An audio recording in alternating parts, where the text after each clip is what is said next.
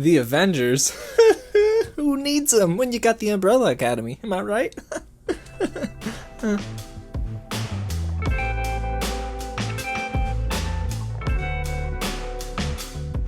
What's going on, you guys? James here with another real review, and man, I've been wanting to talk about this show for a while now. I just never got around to sitting down and diving into season 1 of the Umbrella Academy. I heard about how great it was back in 2019, but I figured, I'm seeing so many different movies and shows, I don't have time. But finally I decided, let me sit down and prep myself ahead of season 2's drop later this month, and oh my goodness, you guys, season 1 is so fun. Now, before I dive into what worked with this show, if it's your first time here at the channel, welcome to Real James, where I talk about movies and TV. So if you like all that and you want some more, go ahead and hit the big red button below and subscribe to the channel. Now, don't forget to tap on that bell as well, because you're going to want to stay up to date with anything new that I drop, just like this. Go ahead and smash that like button because it does a ton to help out this video and the channel itself. And also go ahead and comment down below and let me know what you think about Umbrella Academy Season 1. Who was your favorite character? What moment was probably the most disgusting / surprising? And man, that ending. Alrighty, so I know I already said I have not seen this show before, last week, so I was a little lost. I didn't even know this was based on a Dark Horse comic, and I did not know that the executive producer here, Steve Blackman, worked on Fargo. Are you kidding? That is a great show, but it's also just a very, different approach to material that we might have been familiar with. So I've not read the comics. If you're a comic book lover, I'm curious about your perspective. Let me know in the comments below if this was true to the comics or not. No spoilers for season 2, please. It hasn't dropped yet. But I'm so unfamiliar with it, and I've never seen anything like this. Yeah, we got The Boys on Amazon Prime, which is a pretty direct comparison because both shows are anti-hero type shows. I'm not gonna lie though, guys, I did like Umbrella Academy more than The Boys, and I think it comes down to the characters themselves. I just relate more to them. Okay, so let's start there and go through the list. Now, if you're unfamiliar with Umbrella Academy, these are a bunch of kids who were born on the same day and basically bought from their mothers by one man named Reginal Hargreaves, who then uses them to help stop crime and the impending doomsday. Now, it's very interesting how they get there, but that's probably a video for another time. All these kids are special, however, they have a ton of powers. I mean, one can get tentacles to come out of their body, and Ben is a special one. So let's start off with number 1, Luther. He's played by Tom Hopper. The man is a beast, literally. He has like ape features about him. It's crazy. He's like super strong. Number 2 is Diego, played by David Castañeda. That man can throw some knives and control it with his mind.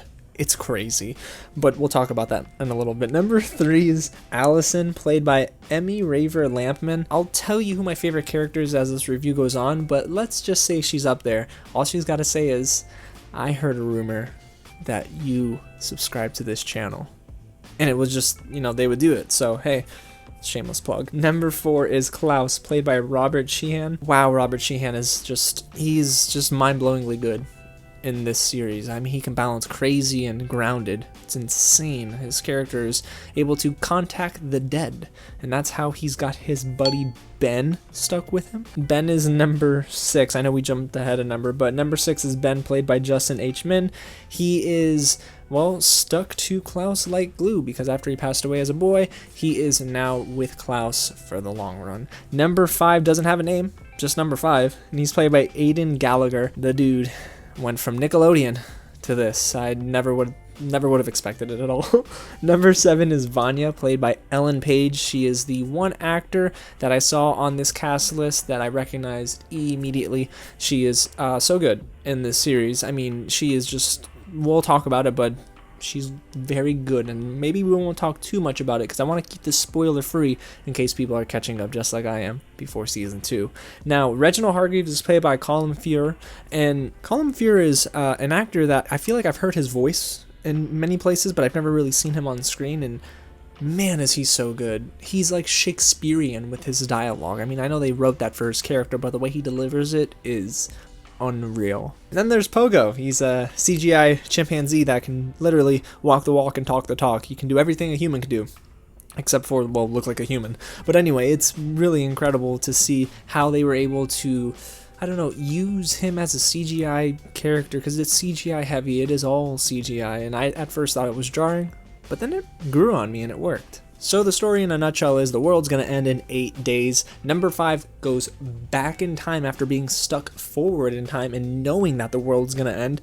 So he goes back, he's gotta let his family know, listen, we were born for this. We gotta stop doomsday. If we don't, we're all dead anyway. So number 5, well, he knows things that the group doesn't know, like the commission, and how now the commission has sent Hazel and Cha-Cha after them to kill him and correct the timeline, but now it's up to the Umbrella Academy to save the world. Now this is a show that really takes its time with our main cast. I mean, we get to grow and learn about each and every one of these characters, number 1 all the way to Reginal Hargreaves.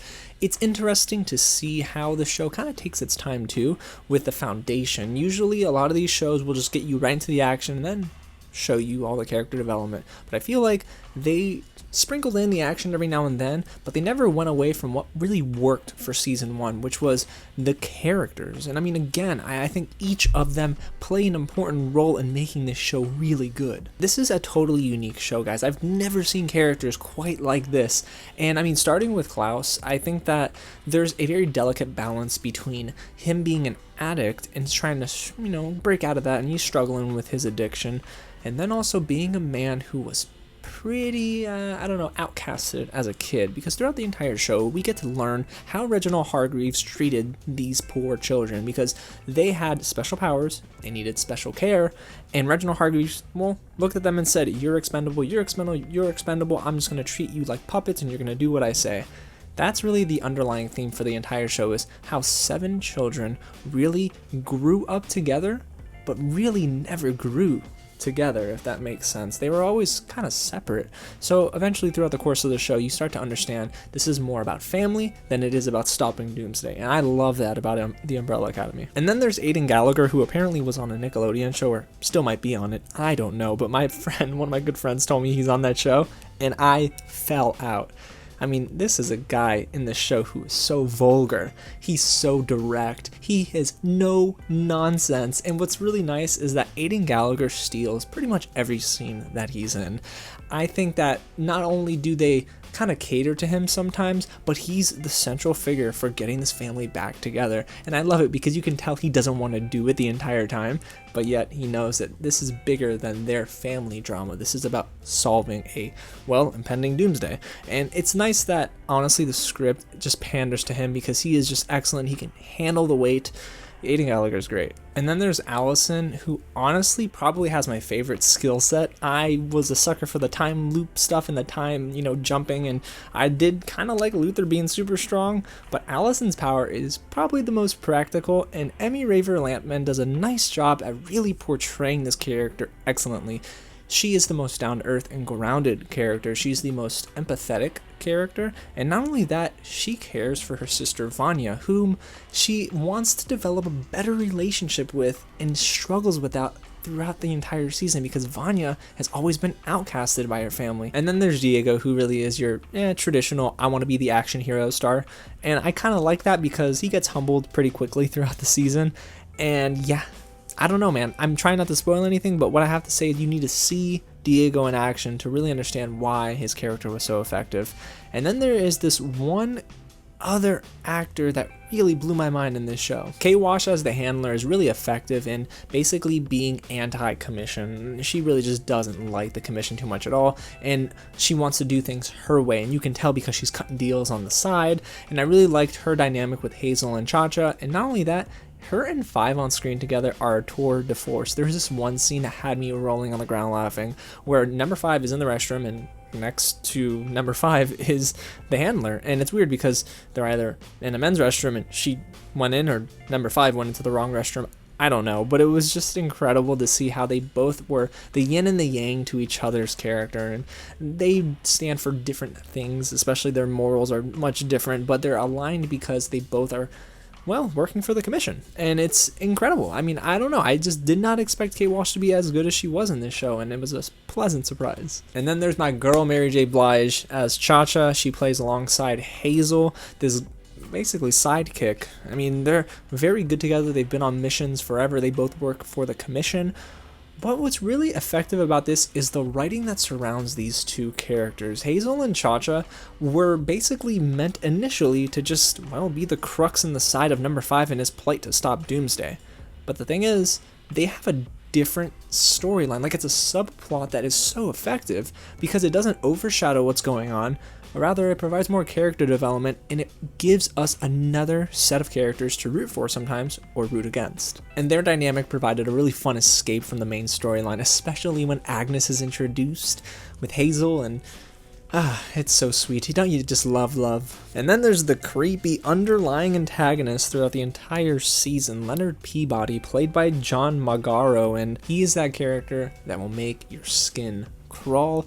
I mean, he makes you feel icky, but that is an effective performance, so John Magaro did a really nice job as Leonard. Now, getting back to the overall show, y'all, it was nuts, okay? This entire series is so zany, and all the characters really do a great job at putting it over the top, in a good way though. I mean, like Klaus, the dude is just, well, I don't want to say he's crazy because he is clearly dealing with some internal issues and mental issues, but you know, Ben is on his side telling him, you need to stop, put that drink down, and Klaus doesn't listen, so Ben lets him do it and then says, I told you so in the end.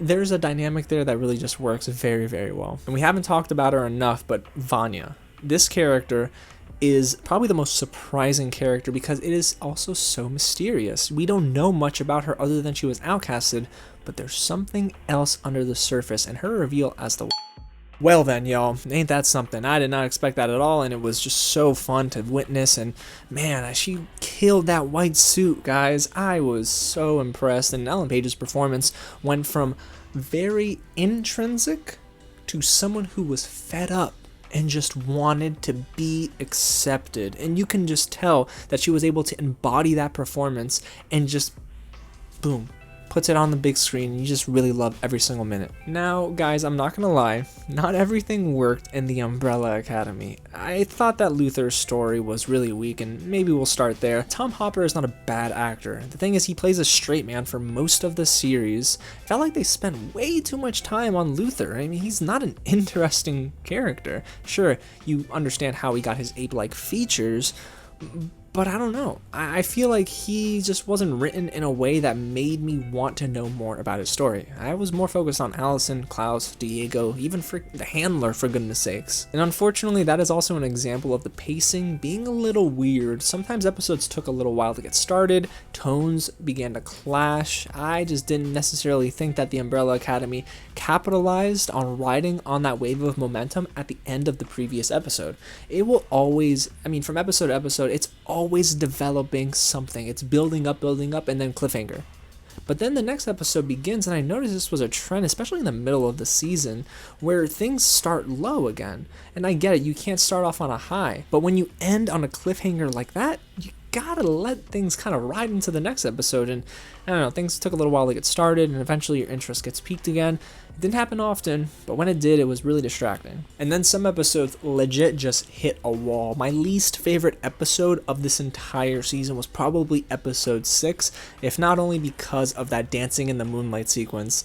First of all, y'all, Allison and Luther having a romantic interest in one another, and of course the flashback sequences showing them kiss.